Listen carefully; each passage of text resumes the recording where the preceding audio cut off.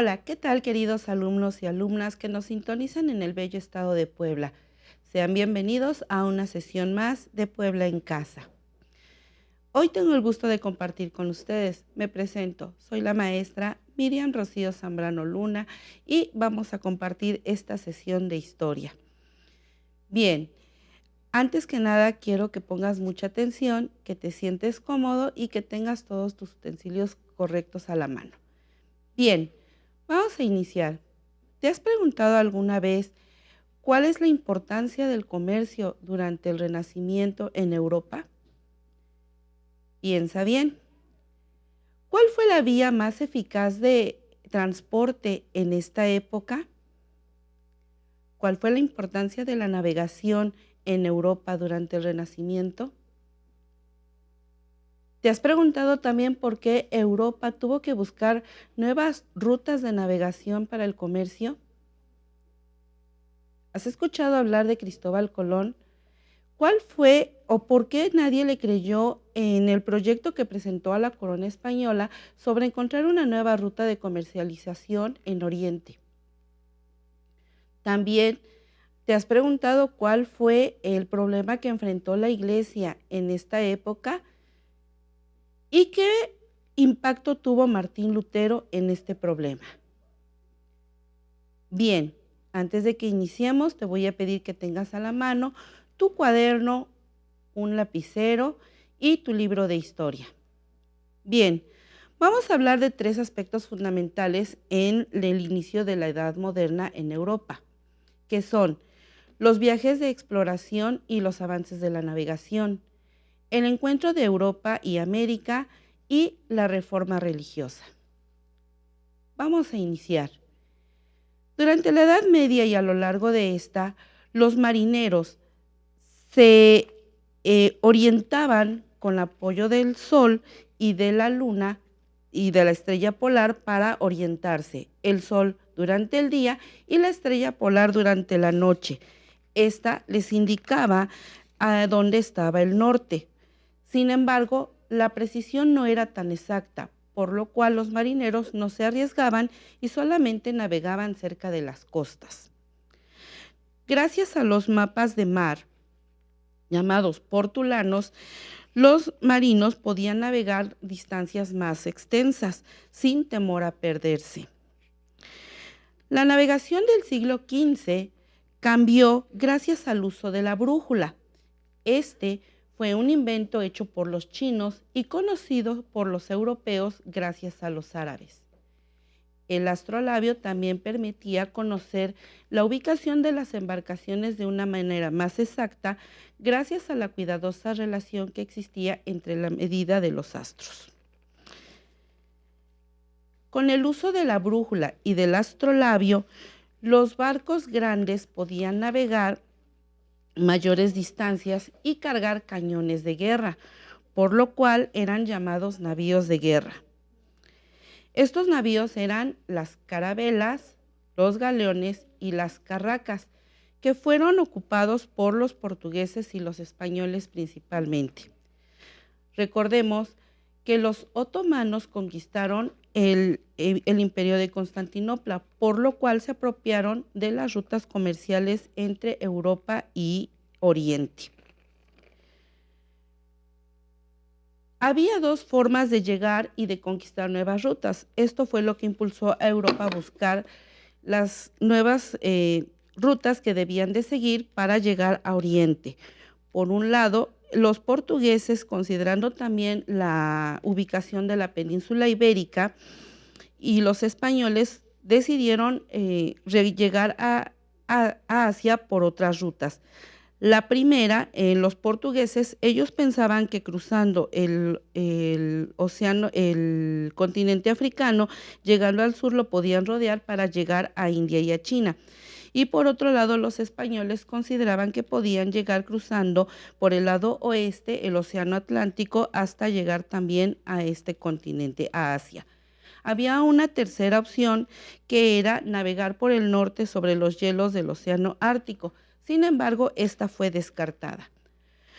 Los portugueses recorrieron el continente africano para llegar a esta ruta que se habían marcado. Sin embargo, aunque el avance fue lento, tardó 66 años para llegar al sur de África, al Cabo de Buena Esperanza.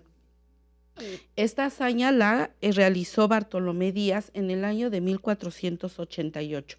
Por otra parte, los españoles navegaron por el lado oeste en un océano aún desconocido y llegando a otro continente, un nuevo continente que no había sido identificado. ¿Sabes cuál es? Más adelante hablaremos de él. Bien, ahora hemos hablado sobre este océano desconocido. Te voy a invitar a que veas este video. Es muy interesante y nos habla un poco de la historia del Océano Pacífico. Hola, en esta ocasión te voy a presentar un dato muy interesante. ¿De dónde? La fuente es Consuelo Triviño Anzola. 5 siglos de un océano no tan pacífico avistado por Núñez de Balboa en El País. Lugar, Madrid, España, 24 de septiembre del 2013. Cuando Vasco Núñez de Balboa se convirtió en gobernador de Panamá y de la isla de Coiba, se alió con un gran personaje, sí, con Francisco Pizarro, para aniquilar a los indígenas que se interponían en su travesía. Uno de los vencidos, el cacique de Careta, pactó con él y le ofreció a su hija Ana Yancy en matrimonio. Pero la promesa del oro trastornó a los españoles y los indígenas, atemorizados, le hablaron a Balboa de un mar a donde iban a desembocar los ríos cargados de oro. Acompañados por unos 190 soldados y una jauría de perros que descuartizaron a los derrotados, Balboa alcanzó el valle de Cuarecuá, donde se levantaba la sierra tras la cual se ocultaba el mar que Magallanes bautizó después como Pacífico, el 25 de septiembre de 1513. Interesante, ¿no? Muy bien, con esto aprendimos un poco más sobre la historia del Océano Pacífico. Bien, ahora vamos a hablar sobre el encuentro de Europa y América. Hablábamos hace rato de un personaje muy importante que fue Cristóbal Colón. Él nació en Génova, Italia. Sin embargo, él en España presentó un proyecto de encontrar nuevas rutas hacia Oriente. Se los presentó a la corona española, a los reyes católicos, Fernando de Aragón e Isabel de Castilla. Fernando no estaba muy convencido sobre esto. Sin embargo, la reina Isabel sí creía en este proyecto, por lo cual decidió empeñar sus joyas y darle ese recurso a Cristóbal Colón. Él, con apoyo también de algunos mercaderes y banqueros, se decide hacer una expedición en 3 navíos. 2 de ellos, que eran unas carabelas llamadas La Niña y La Pinta, y una nao, que era una embarcación más grande, llamada Santa María, en donde viajaba Cristóbal Colón. Él parte del puerto de Palos en agosto de 1492. Tras largas semanas de navegación y ya cansados los marineros, llega el día en que el 12 de octubre de 1492 llega a la isla de Guananí en el continente americano. Sin embargo, él no sabía dónde había llegado. Al llegar a esta isla se sienten salvados, por lo cual llaman y deciden llamar a esta isla San Salvador. De ahí llegan a Cuba, que le llaman la Isla Juana, y posteriormente llegan a Santo Domingo, llamada La Española. Ahí encuentra una vasta riqueza, tanto en flora como en fauna y en metales preciosos, por lo cual regresa a España llevando algunos nativos de esta región, algunos ejemplos de flora y fauna y metales preciosos, lo cual hace que los reyes se entusiasmen y decidan propiciar más viajes de exploración. Así también, Cristóbal Colón realiza 3 viajes. En el tercero de ellos llega a las costas de Venezuela, siendo así que los españoles pisan tierras continentales por primera vez. Obviamente, Cristóbal Colón pensaba que había llegado a islas de Asia. Nunca se imaginó que había llegado a un continente nuevo. Posteriormente, en el cuarto viaje, Colón ya no lo realiza. Él muere en España en 1506. Sin embargo, los españoles siguen realizando algunos viajes en los cuales llegan al Océano Pacífico y a las Islas Filipinas. En este tiempo, Europa alcanza un gran avance económico gracias a la explotación de estos recursos. Ellos, a su vez, tienen unas condiciones favorables ya que llevan esclavos de África a vender a América y también logran conquistar el comercio en Asia, entre Europa y Asia. Así pues, logrando este avance económico, también nos damos cuenta por el otro lado de la moneda que América y África se encuentran en condiciones desfavorables ya que han sido saqueados tanto en sus recursos naturales como destruido su patrimonio cultural. Bien, ahora vamos a hablar de otro aspecto importante que es precisamente la reforma religiosa. Algo que debemos considerar es que la religión católica se establece como religión universal desde el año aproximado 300, en donde el emperador Constantino decide que esta religión se mantenga como universal. Sin embargo, al paso del tiempo, algunos creyentes ya no estaban de acuerdo con la autoridad del Papa por las situaciones que se venían dando. Este hecho se le conoce como reforma protestante o reforma religiosa. La causa era precisamente que los creyentes se separan y deciden formar una nueva religión que sea más personal.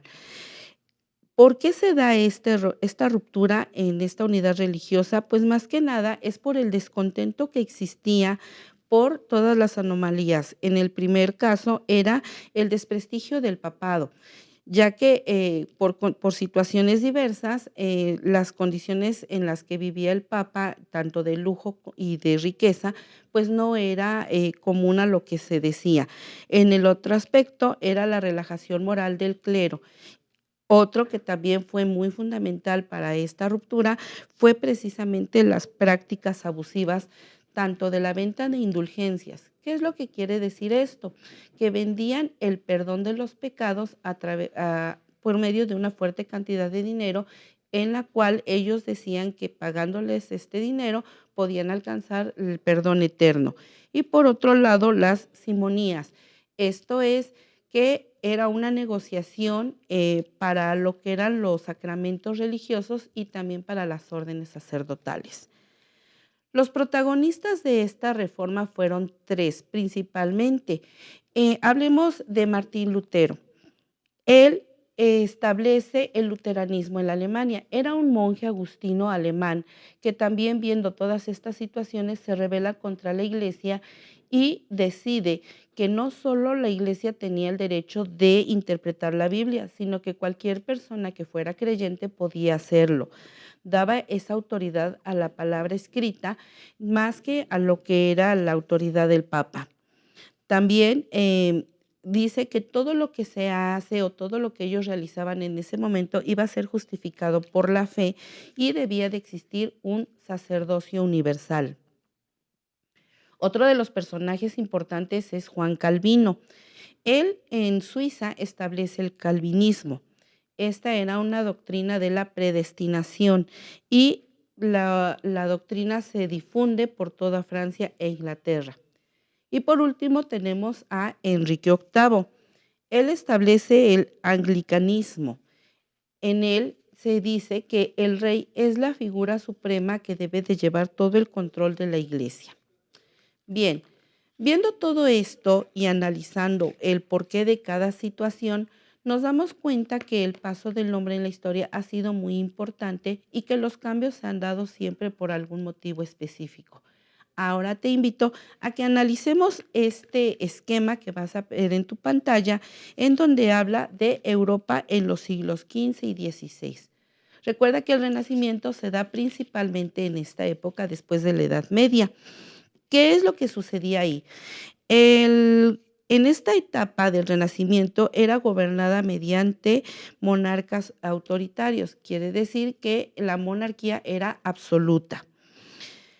Se establecen lo que son las nuevas rutas de navegación y exploración para colonizar y conquistar nuevas tierras. Recuerda el descubrimiento de América, que fue el 12 de octubre de 1492. A propósito de América, ¿sabías que este recibe el nombre de América porque Américo Vespucio es el que señala todo el litoral de este continente y lo considera como tal? Por eso es que lleva el nombre. Sin embargo, al ser escrito, en lugar de poner el continente de Américo, ponen el continente de América. O sea, fue ahí un error.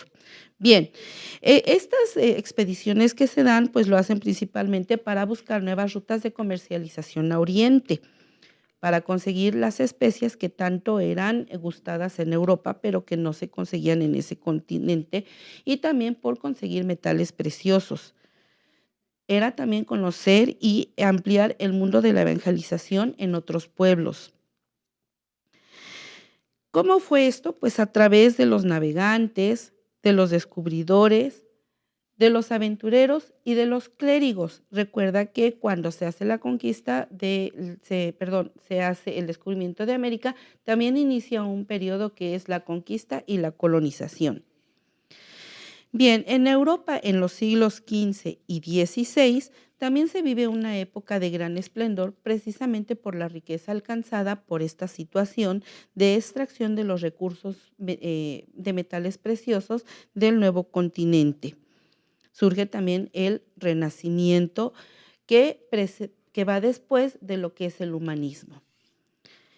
Bien, ¿qué es lo que causan estas exploraciones? Pues obviamente el descubrimiento de América hecho por Cristóbal Colón y el dominio de Europa en todo el mundo. ¿Qué es lo que se crean? Pues lo que son los imperios, tanto de Portugal como de España.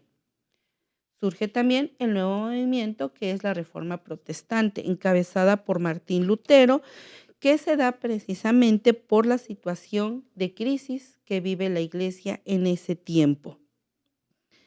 Esto provoca guerras en las cuales son principalmente guerras espirituales, ¿sí? Y por último, pues surgen estas nuevas tres corrientes, que es el luteranismo, el anglicanismo y el calvinismo. Bien, te invito a que pauses este video y copies el esquema que te acabo de presentar, en donde narra de manera breve y muy sintetizada lo que ocurre a inicios de la Edad Moderna, durante el siglo XV y el siglo XVI. Muy bien, ¿qué te pareció este paso por la historia? Es muy interesante. Recuerda que por cultura general debemos de conocer todos estos aspectos que te van a ti permitir conocer el por qué, el cómo, el cuándo y el dónde sucedieron algunos acontecimientos. Bien, espero que esto te haya servido y que logres consolidar tu aprendizaje en esta etapa de la historia. Recuerda que todos los días vamos a aprender algo nuevo. Bien, con esto me despido, agradeciendo de antemano la atención que prestaste a esta cápsula e invitándote también a que continúes viendo las demás. Bien, recuerda que todos estamos para aprender y que los maestros somos los pilares de la educación por la cultura de México.